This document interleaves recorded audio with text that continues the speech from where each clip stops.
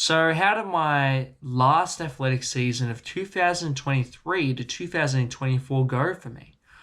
Well, I came into that season with a 800 meter PB of 201, which I ran the previous season at the school based New South Wales Athletic Championships, which I placed fourth in the state by doing, to get my time down by 4 seconds to break finally the 2 minute mark for me, which has been a challenge of mine and a quest of mine for a year and a bit, which that was my first big quest that I set for myself, which I did in year 12 when I first started running and started applying myself.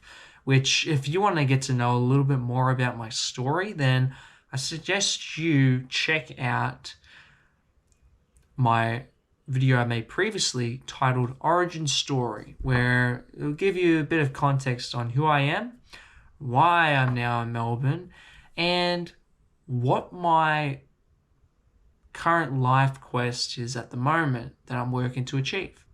So last season, I came into the season with a 201 for the 800, and I broke 2 minutes and got a new PB all the way down to 157 for the 800. And that was great. And that was tough to get, but I'm happy with that. And my real goal for that season was to make it to nationals for the first time. And I fell short of that by 4 seconds because the qualifying time to qualify for the Australian National Championships in the Open Men's 800, which was in Adelaide that year, was to run a sub 154 minutes for the 800. Now, that brings me to, well, what is the milestone of your big quest for this season? What do you hope to achieve? Well, I hope to qualify, I'm working to qualify for the Australian National Championships, which this season coming up is going to be held in Perth on the 10th to the 13th of April 2025. So, still a while away, probably 6 months, but well enough for me to get it. And it's the same time I'm going to run. It's sub 154 minute for the 800. So, some milestones along the way that I hope to, that I'm working to accomplish that will get me there further is as follows, which a couple of them I'm already really close to achieving. So I'm going to have to I'll just have to make a new video in the future covering the new ones that signal to me that I'm going towards achieving my quest.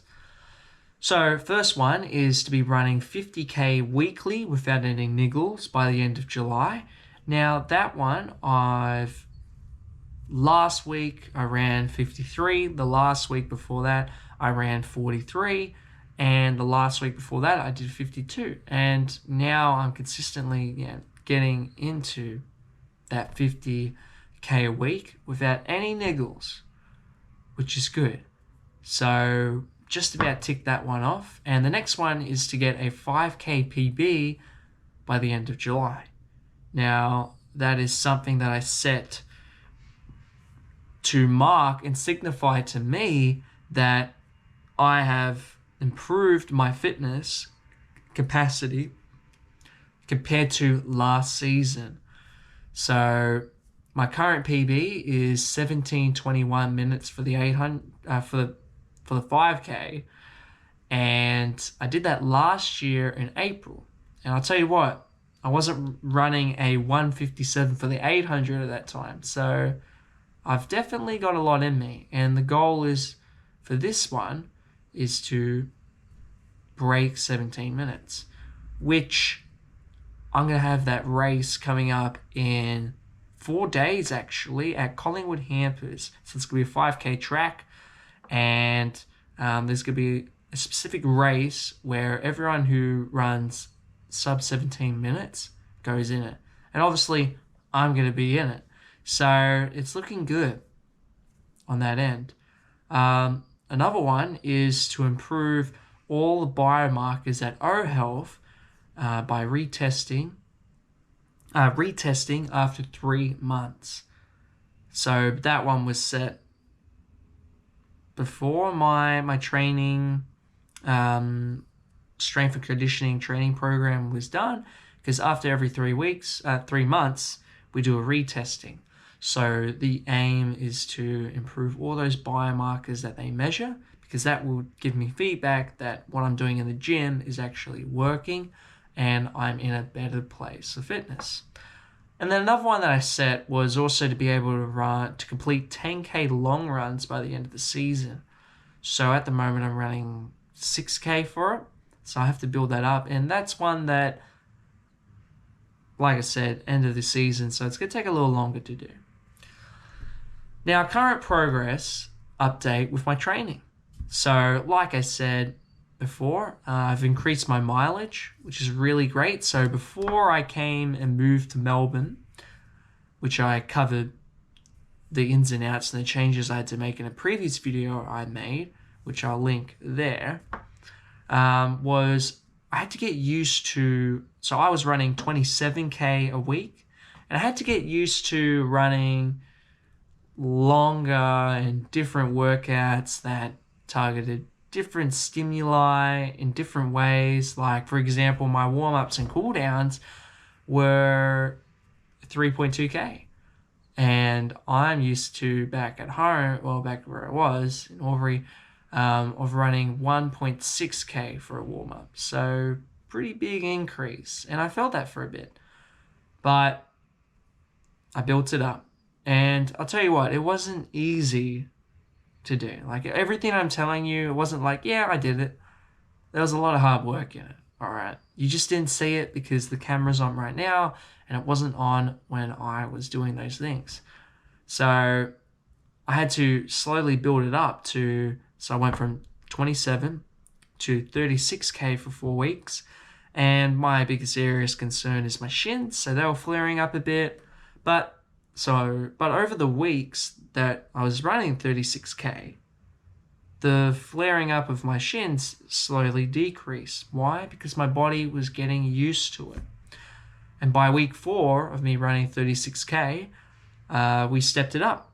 And I started running 52K. And yet again, the same process happened. The shins started to flare up a bit, saying, whoa, this is different. And then I did 43K, still like that, but decrease.